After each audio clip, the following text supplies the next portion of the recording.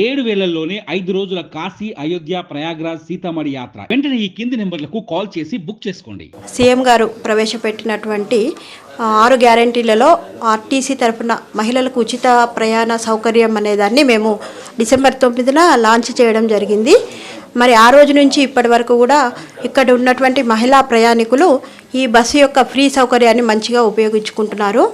Bus స్టేషన్లో కూడా ఎప్పటికీ రద్దీ అనేది కనిపిస్తోంది. అందరూ కూడా ఆర్టీసీని ఆదరిస్తున్నారు. మరి ప్రయాణికులకు ఇప్పటి వరకు కూడా ఎలాంటి ఇబ్బందులు తలెత్తకుండా మేము బస్సులను ప్రయాణికులకు అందజేస్తున్నాము.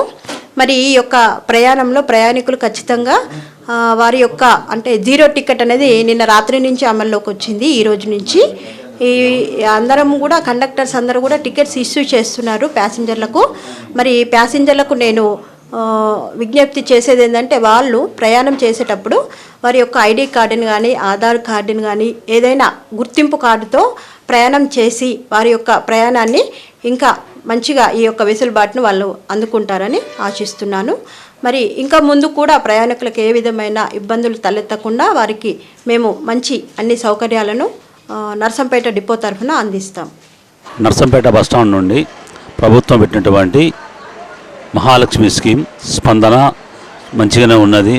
ఆ మహిళా ప్రయాణికులకు అనుగుణంగా సర్వీసులు నడపడం జరుగుతున్నది.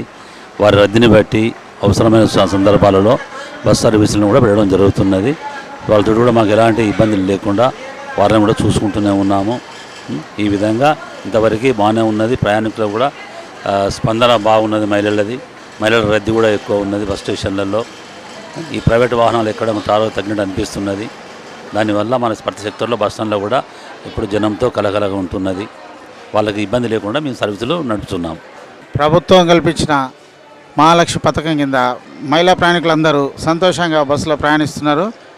స్పందన బాగుంది. చాలామంది ప్రయాణిస్తున్నారు. వాళ్ళకి తగ్గట్టుగా మేము బస్సులు కూడా ప్రొవైడ్ చేస్తున్నాం.